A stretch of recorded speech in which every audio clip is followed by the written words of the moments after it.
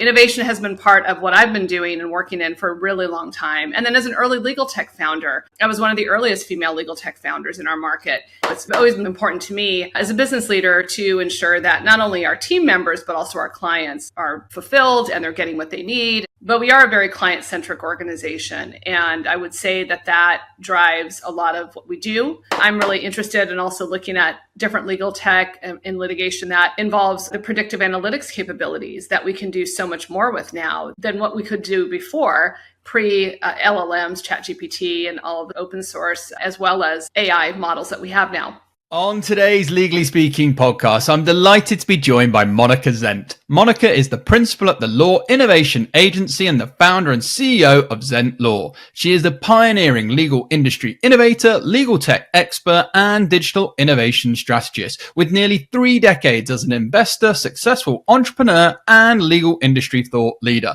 Monica is passionate about driving transformation in legal operations and technology adoption. So, a very big warm welcome to the show, Monica. Hey, Rob, it's so nice to be here. Thank you. It's an absolute pleasure to have you on the show. And before we dive into all the amazing things you're doing in and around the world of legal, we do have a customary icebreaker question here on the Legally Speaking podcast, which is, on the scale of 1 to 10, with 10 being very real, what would you rate the hit TV series Suits in terms of its reality of the law if you've seen it?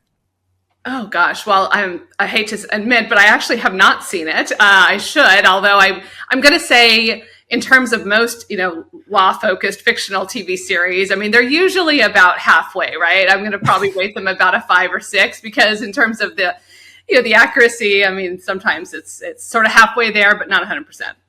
A very justified answer. And with that, we can move swiftly on to talk all about you. So to begin with, would you mind telling our listeners a bit about your background and career journey? Sure. Well, yeah, it has been quite a journey, actually. I've been an entrepreneur probably longer than a lawyer. And certainly that was my first part of my journey. So starting companies early on, starting in grad school, started some of my earliest companies back then as a new lawyer, exited those companies, practiced law for a short time, also continued to practice law, looking at sort of the conventional law firm model and kind of worked in that model, worked in the in-house environment. Launched ZentLaw 23 years ago as an alternative legal services provider at a time when that was very, actually a non-existent sector, a very nascent sector. Was an early legal tech founder. Even if I go back to one of my very early companies, there was a licensing component. It was a music company, but there was still a licensing component. So that, I guess you could say, was in some ways very early legal tech, and that was more than 25 years ago. But then also founded other legal tech companies, have been an active angel investor in legal tech, advisor sometimes to the venture community and their legal tech investments, and then advising through kind of Law Innovation Agency on AI law and policy, and have been a writer and speaker on various topics related to legal tech and legal innovation for a long time. Yeah, and that's a lot we're going to try and unpack in one episode for sure, because it's super impressive what you've done. So let's go to the Law Innovation Agency. What does your role there involve, and what's sort of the work you're involved in? Tell us a bit more.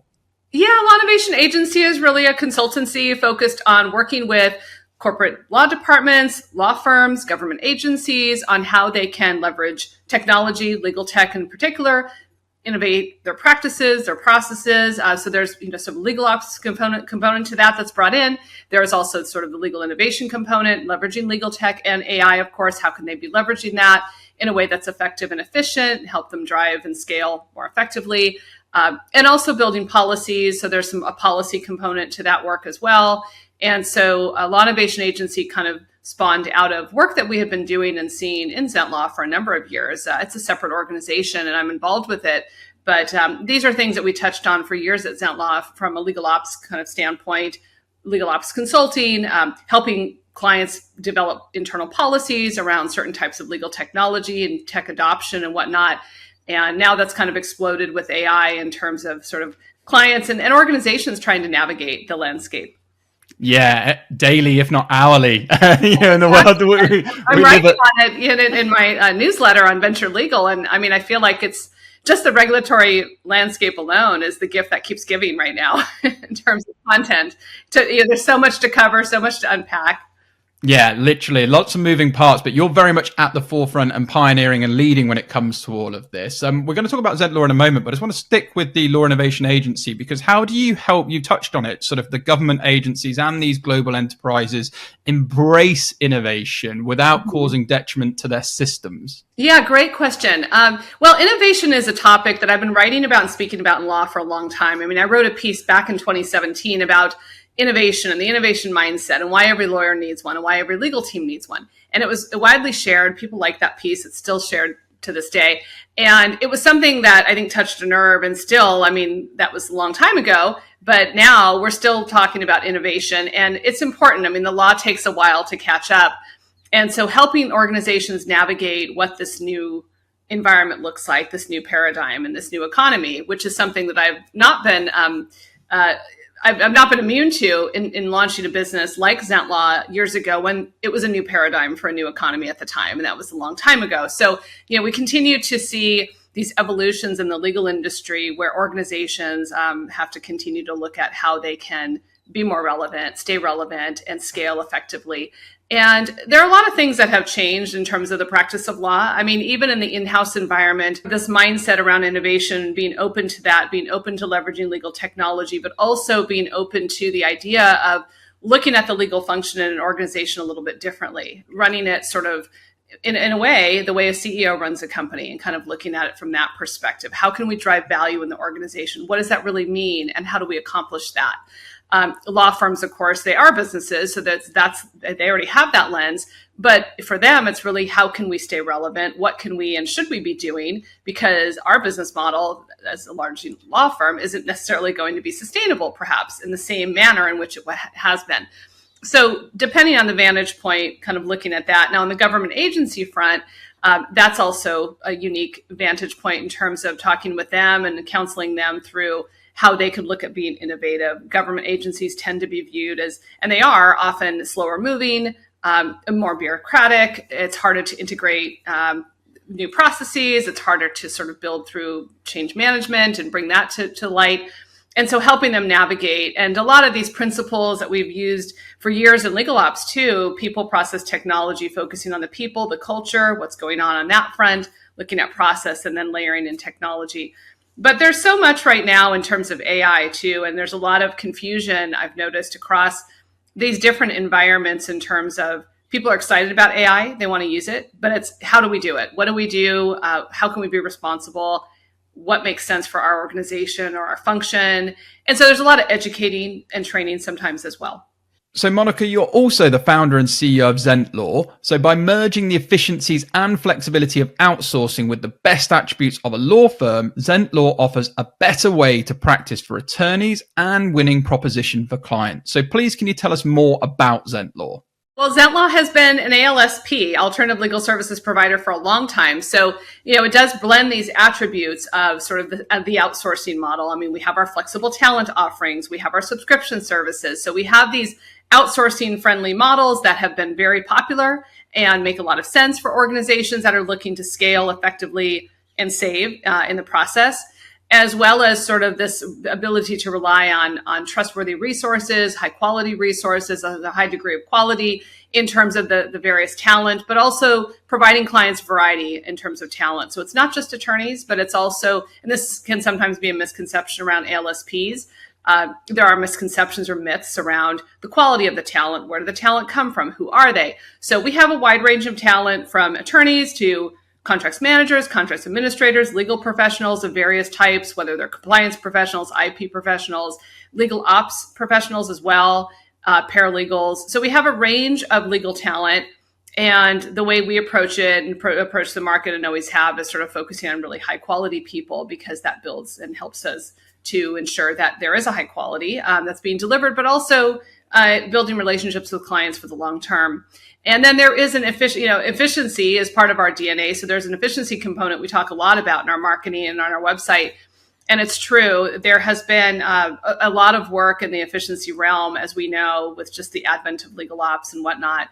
But back when ZentLaw started, we were doing this way back then, before legal ops was a thing. So efficiency has been part of our DNA since the beginning in terms of legal operations, looking at how to drive value within legal departments, how to help them scale, work more efficiently, how to develop client service teams that make sense, that maximize their budget.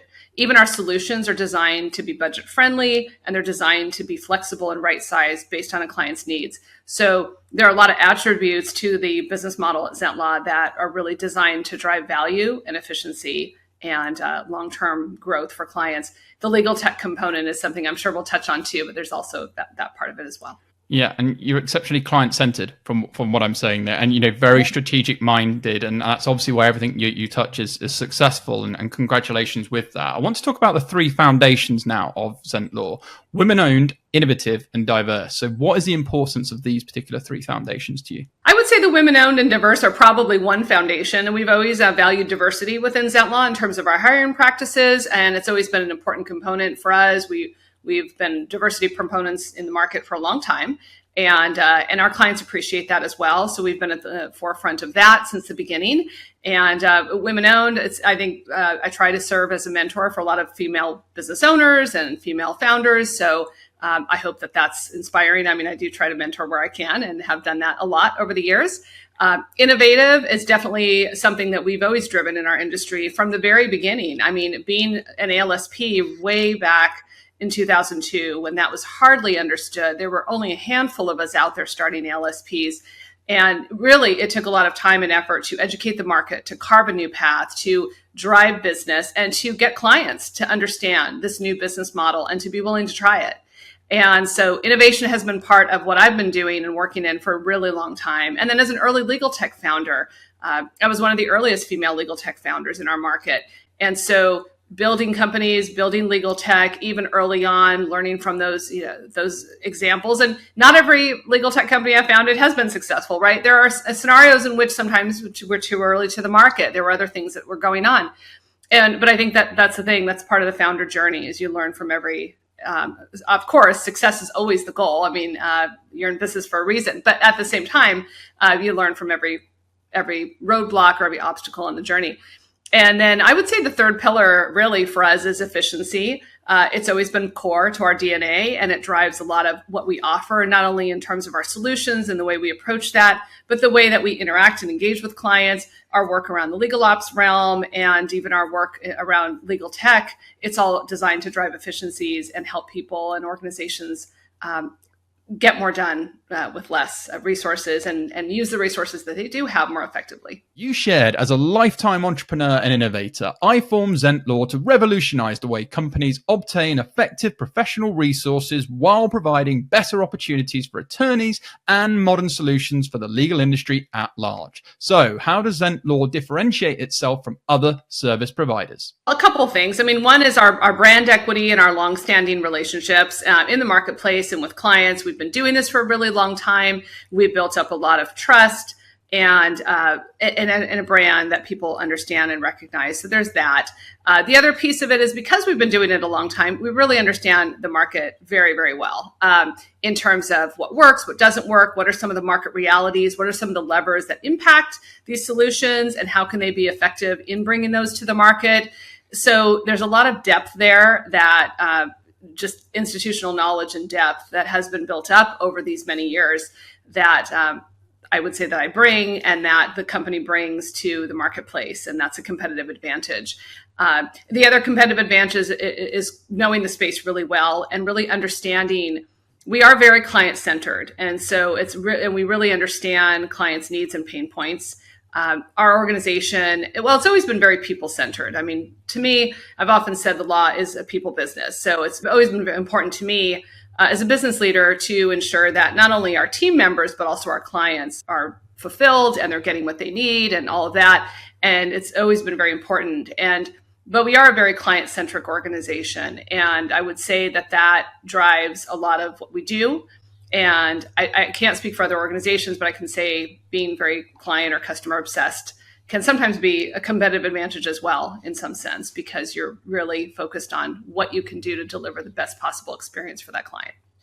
And that's the key, isn't it? I think it's not just necessarily about delivering the service. It's the best. It's delighting them. It's going above and beyond, because other people might be able to do what you do, but if you can do it to an extra level and delight your clients and make them feel exceptionally valued, then that trust, like you say, that reputation you build up, it just continues to compound time after time after time, and good things happen. Okay, you've been at the forefront of legal tech for nearly 3 decades. You've done some fabulous things. At what moment did you realize law and technology needed to merge?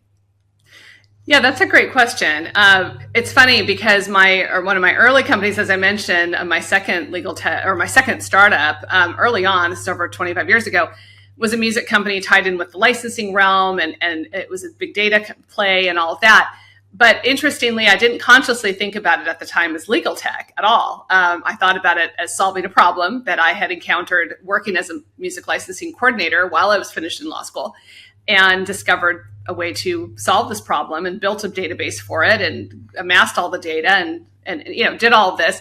But I didn't really think about it in terms of it being a legal tech product until kind of many years later. So that's kind of funny in terms of just not realizing I had stepped into legal tech when I actually did. But yeah, law and technology. I mean, I've been fascinated by technology all my life, literally, and an early technologist. So I think it hit me, I mean, even during law school, the idea of leveraging technology, being able to use technology in the practice of law. That was at a time when, I mean, there were legal research databases, but then kind of dating myself, of course, but I mean, with the internet and all of that, then we were able to kind of get more done. And I was an early web founder as well, an early user of a lot of different aspects of what was available to us through the web and through the internet. So for me, I mean, legal tech and the idea of technology being integrated into the workplace is not a new concept. In fact, even when I launched ZentLaw years ago, the very first year I launched an offering called Virtual Counsel.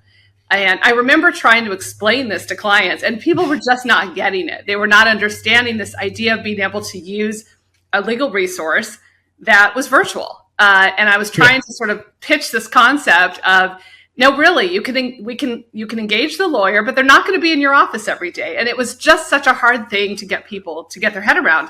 And I mean, it's so funny now, right? Because I mean, it's ubiquitous, but this is, again, 23 years ago. So trying to kind of get people to understand that there was, even back then, we had technology, and I was trying to leverage it to deliver services in a way that was more cost effective to clients through this virtual model. And, but it was, again, really hard to sell.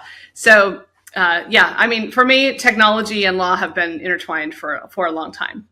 Yeah. And again, I love how you kind of, just naturally came across, like you say, that scenario from the music industry. And that leads nicely actually to my next question I would like to talk about, which is legal tech across different industries, because you've worked across, healthcare, media, consumer products. So how does legal tech vary across each sector, and how do you tailor legal tech to each specific industry? Yeah, that's a great question. I mean, legal tech, I know it's interesting because legal tech is often thought of as just this big blanket technology that just sits right on top of legal.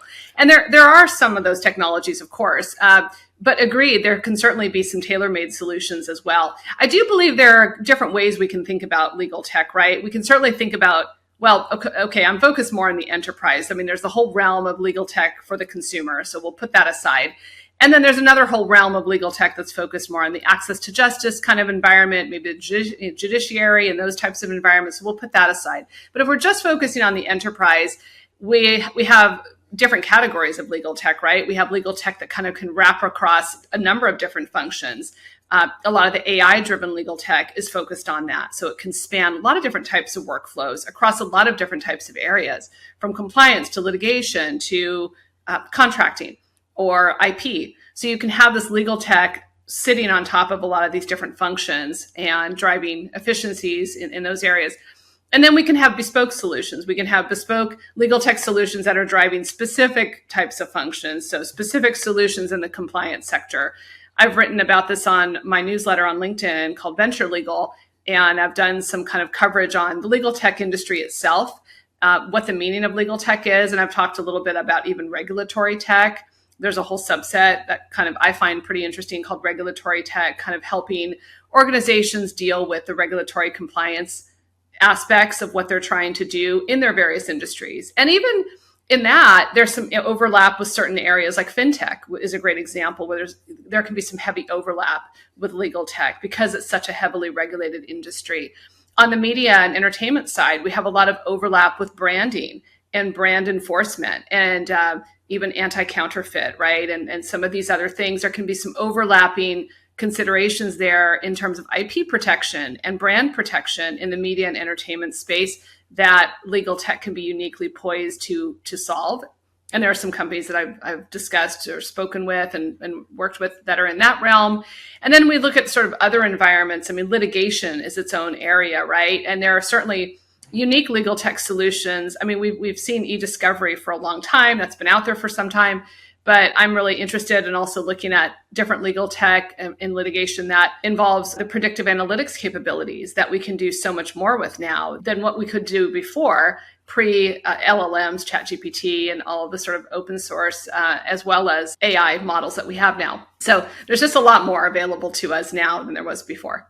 Today's episode is brought to you by Clio. Are you frustrated with your current legal management software? You're not alone, and thousands of solicitors across the UK feel your pain. However, the hassle of moving all their existing client and case data holds most back from switching, prolonging the frustration. Clio is here to help. Their dedicated migration team will be with you every step of the way while you transfer your information. And if you have any questions, you'll get award-winning support available 24/5 by live chat, phone, and email. So help is always there when you need it most. It's no wonder Clio is consistently receiving 5-star ratings for its ease of use and top-notch service. If you're ready to leave frustration behind, visit clio.com/UK to learn more and see why Clio continues to be the go-to choice for solicitors across the UK. Now back to the show. And of course, we need to now dive into AI.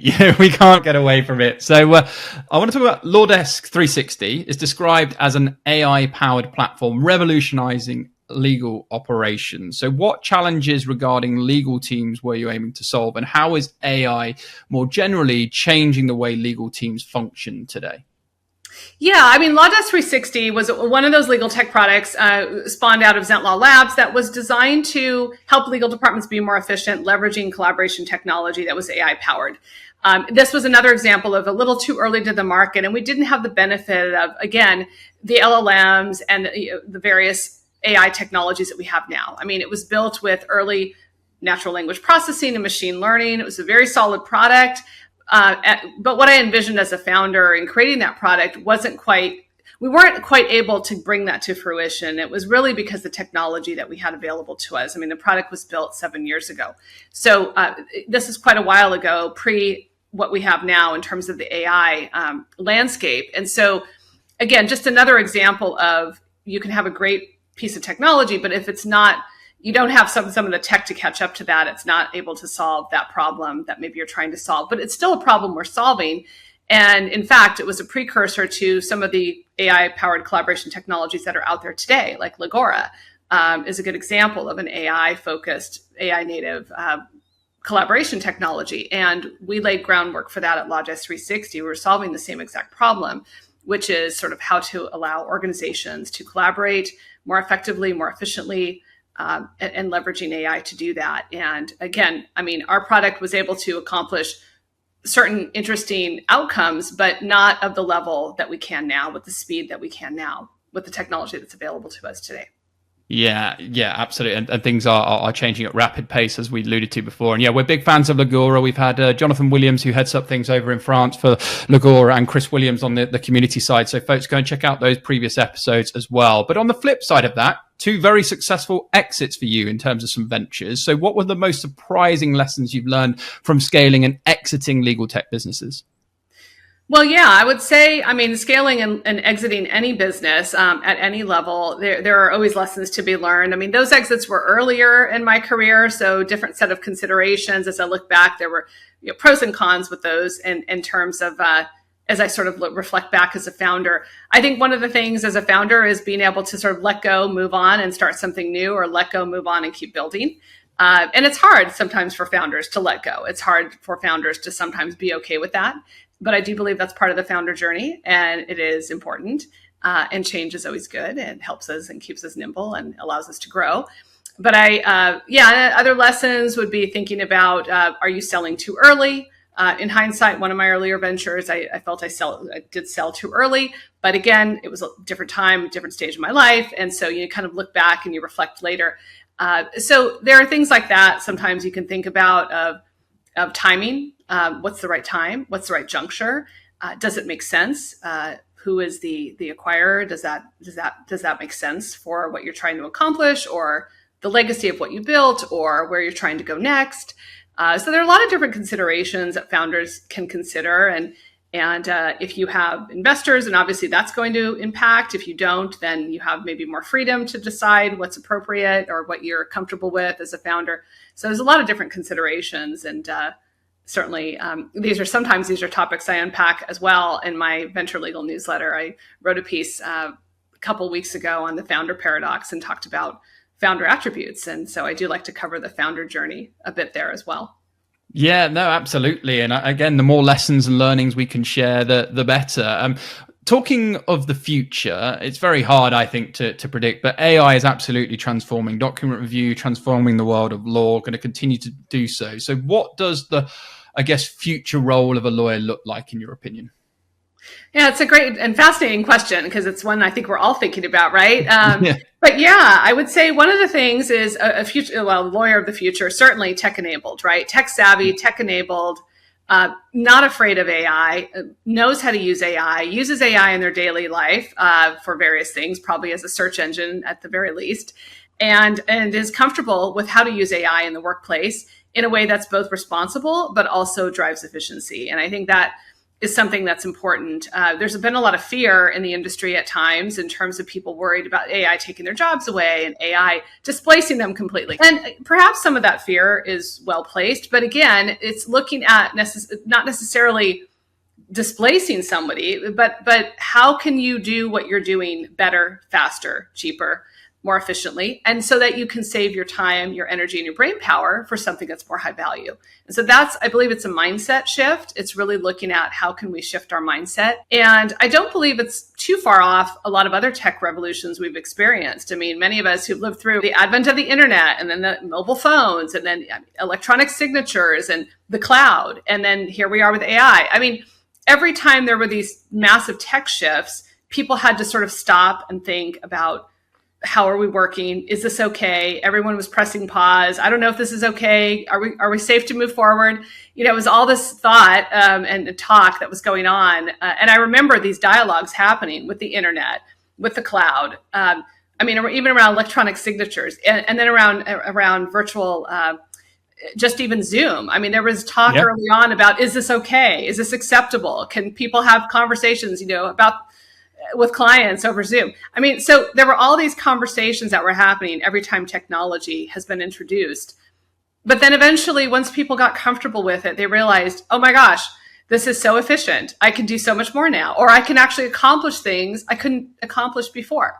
So I believe that AI is going to be like that. I mean, obviously, it's probably the most transformational technology shift that we're going to see in our lifetimes, perhaps. But it is, I believe in some ways in the workplace environment, it's a lot like these other tech shifts that we've seen over these decades. And it'll probably be something that just becomes integrated within our workplaces, like a very natural piece of technology, just like we use lots of other technology.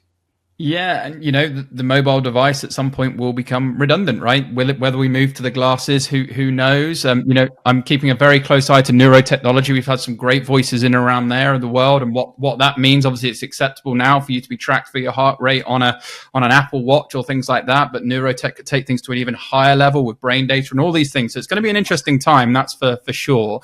Monica, I want to ask this question because you've held a couple of hats, obviously the founder side, but also investor hat. So how has your perspective with both of those shape the advice you do give to founders? I know you've mentioned in your newsletter you give out some sort of stories and lessons, but just from those two sides of the coin, how does that shape your advice you give to founders? Yeah, thank you. That's an interesting question. Well, I've been an investor for 12 years in legal tech, almost 13 years now, actually. And I've worked with a lot of founders, advised a lot of founders. I would say I bring a unique perspective as an investor because I've been a founder so many times. I mean, I've been a founder 7 times. I've had some exits. I've had some that didn't exit, and all profitable on some level or another to some degree. And so I do bring a lot of perspective, I believe, as a founder, really understanding the founder journey, but also being able to provide advice and guidance in terms of problem solving, strategy, innovation, competition, how to navigate certain challenges, and then also even just how to navigate that founder journey. I mean, there's a lot that goes into that. And when I invest, I do look at not just the technology or the product and is it solving a real problem? Is it solving a real problem that needs to be solved right now? A lot of those investor questions are questions that I raise and like to see, but I also like to see the team. I like to see who the founders are. I like to understand what's their motivation, what's behind them. And there are certain maybe attributes I tend to gravitate towards because having been a founder myself, I believe that having these attributes are important, and founders that have them, they can tend to do really well. And then founders that don't, that's okay. They can still maybe nurture themselves or grow to that level if that's something that they want to do. But yeah, and I kind of cover some of this in some of my venture legal and other pieces that I've written over the years. But yeah, I love sort of the founder journey. And I guess because I'm truly a builder at heart, I really can relate to that mentality, and I understand it. Yeah, very much so. You understand it and lots of experience around it. A very quick fire question. You were kind of touching on it there, but I want to be a little bit provocative. Are entrepreneurs born or made? Very interesting question. I feel that it's a little bit of both. Okay. I believe some people. That's the lawyer answer. Yeah, it depends, right? No, I feel like some are born and that's just who they are. And some are made because of their life experiences or maybe their upbringing or their environment that they were around. Definitely. So I believe it can be nature, it can be nurture, it can be a combination of both. And I believe that a lot of folks can accomplish hopefully their dreams. If that's something that they want to do, they can nurture some of those traits as well if they don't naturally have them. Yeah, well said. And I think you have so many different perspectives of coming up the legal industry because you've been a licensed attorney, you've invested in legal tech, reg tech, security startups for many, many years. So all of this whilst advocating for things that we fully support here on the show as well, which is diversity in the law and technology. So what is the current state of diversity in law and technology in America, and what changes still need to be implemented to ensure people from different backgrounds are part of the law and tech community? That's a great question. I know, and it's great to see that you guys are kind of interested in talking about that. It is still an area that I would say in general, looking back over the last 20 years, for instance, having been involved in the diversity realm in law for that long, early on, there was not as much going on, and we certainly made progress in the last 20 years. I would say there's still progress to be made. We're starting to see a lot more leadership among diverse members of our profession. So we're starting to see them move up in the leadership ranks. We're starting to see a lot more diversity even among the legal tech founder community. So we are definitely starting to see a lot more of that. I mean, even with legal tech and the creation of legal tech, there were very few female founders. And now there's a ton of female legal tech founders. There's a lot of founders that are people of color. We're also seeing people that are other folks on the diversity spectrum. We're looking at neurodiverse. We're looking at folks that are former veterans and people coming into the space as well. As whether they're legal tech founders or also leaders in sort of the in-house environment or leading maybe practice groups or innovation functions within large law firms. So we're definitely seeing more.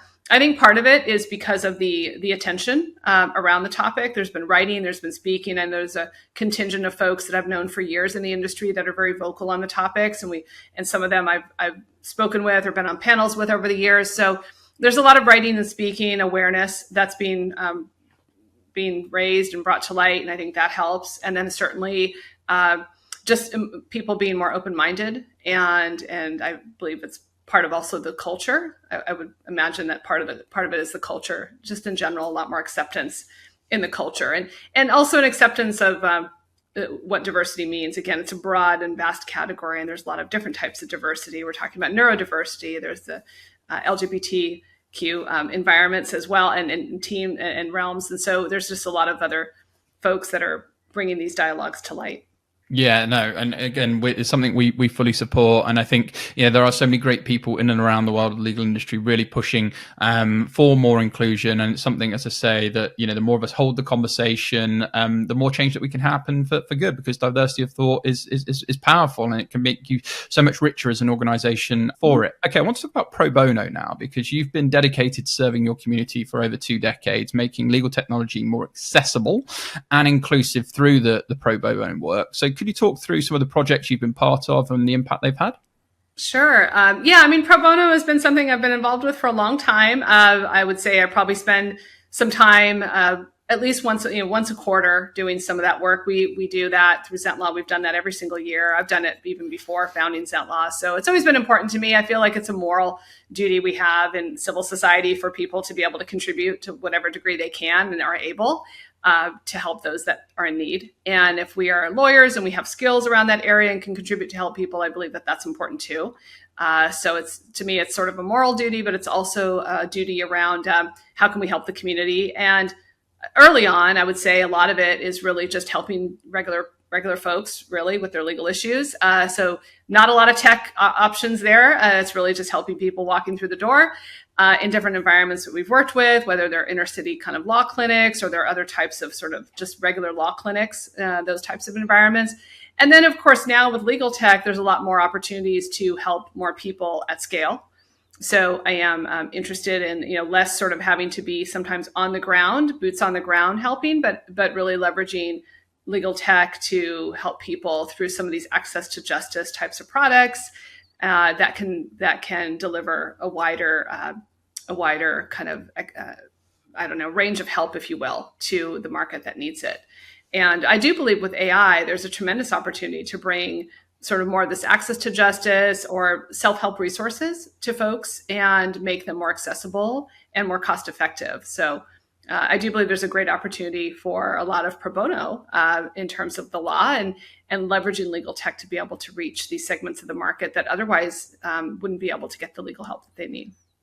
Yeah, really well said. And, absolutely, we talk a lot about tech for good and hopefully reducing that access to justice gap through the utilization of tech for, like you say, those that need it. So, Monica, you've been recognized for your expertise and leadership, earning a huge number of awards, including Silicon Valley Women of Influence 2023, Corporate Council's Women Influence, Power and Law Award for the Innovative Leadership 2019, and the International Legal Technology Association's Entrepreneur of the Year 2019. So as you continue being recognized for your work, what are your future plans for the Law Innovation Agency and ZentLaw? Yeah, well, I mean, it's always exciting to think about the future. I'm a futurist by nature, so I'm very excited to kind of look around corners and think about what's next. And I'm still sort of thinking about that myself a little bit, but I will say definitely really interested in, of course, AI as a technologist myself, and really interested in the capabilities there. So looking at what we can do with AI to deliver legal services in a way that have never really been delivered before. I tried to solve this problem a number of years back with ZentLaw Labs in creating legal technology and incubating legal tech within ZentLaw and pairing legal technology and early AI through our, again, machine learning, natural language processing based applications, pairing that technology with services and combining and bringing both to the market. And so that was a vision that I had a number of years ago. I mean, when ZentLaw Labs was created 9 years ago. The challenge, again, as I kind of hinted at before, was the technology just wasn't there. The vision was there in terms of what I was trying to accomplish and trying to build, but the tech just wasn't quite there. And then the appetite wasn't quite there. It just still having to continue to educate the marketplace. I mean, even to this day, sometimes I still have to educate organizations or in-house legal teams on an ALSP and what is an ALSP and what do we offer and what is the benefit of that. So we're still sort of in this area, in this space within the law where there's still some growth, room for growth. But I do believe that right now we have a unique opportunity with the AI technology that we have to combine services with AI. And I'm looking at sort of doing that, as well as sort of on the AI law and policy front and really helping organizations navigate this and build policies and build frameworks around the use of AI. And so that's sort of more speaking to the Law Innovation Agency side of the house. But on the ZentLaw front, really looking at how can we pair AI and services, and bringing that to the marketplace, because that is what I envisioned with ZentLaw Labs. So looking at how we can do that effectively. Yeah, and I'm sure it's going to be highly effective. Like everything else you've touched before, it's been really, really successful, and it's been a really fascinating discussion. I've really enjoyed today. But before I let you go, what's your, I guess, some final pieces of advice? What would you say to those trying to lead in tech-driven legal spaces? What advice would you say to them? Oh, thank you for asking. Well, I would say piece of advice would be thinking about, again, remembering that this market can sometimes move slow, but then it can also tend to move fast. And so kind of thinking about who your audience is. If you're trying to sell tech into the marketplace, or you're building tech for a particular segment of our market, thinking about who is that audience? Do you need to educate them? What's their mindset? What's important to them? Are you solving a real problem that they have today that needs to be solved? So kind of thinking about, again, some of those questions that I'd ask as an investor, but thinking about some of those questions in terms of your audience, your target customer, and who are they, and what are they bringing to the table in terms of what's important to them, and how do you fit into that picture? So I would say that's a key piece of advice. And I would say another piece of advice is, again, tech is moving really fast, obviously, with AI. So really try to look around corners and think about how can you be innovating. I do believe the innovation mindset is really important, even when you are building. I even found this with tech companies and products I built, is that you're constantly innovating, right? You're constantly thinking about, well, do you need to build in an integration? Is that changing? Is there another tool that your customers may want to use? Do you need to look at how to integrate that? How do you need to constantly evolve your feature set? What do you need to be doing? So constantly looking at evolving, innovating, building. And I believe that that's something that most founders will do naturally, but if you're building something in legal tech space, again, because the sector is moving fast and AI is moving really fast, thinking about how you can continue to be innovating your product and your offering.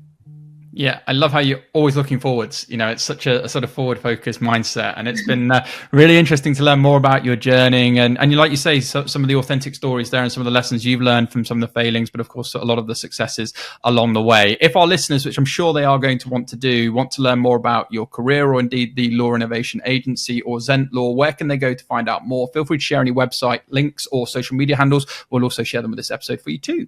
Yeah, thank you, Rob. I appreciate it. Well, yeah, definitely people can find me on LinkedIn. I'm there. They can find me on Substack at Monica Zent.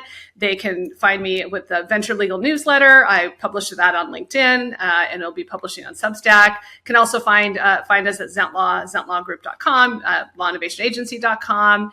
And would love to hear from listeners. And it's been a real pleasure to be here today, and an honor to be on your show. Oh, the pleasure is all ours. I thoroughly enjoyed it. Thanks so much once again. So from all of us here on the Legally Speaking podcast, sponsored by Clio, wishing you lots of continued success with your future pursuits. But for now, over and out.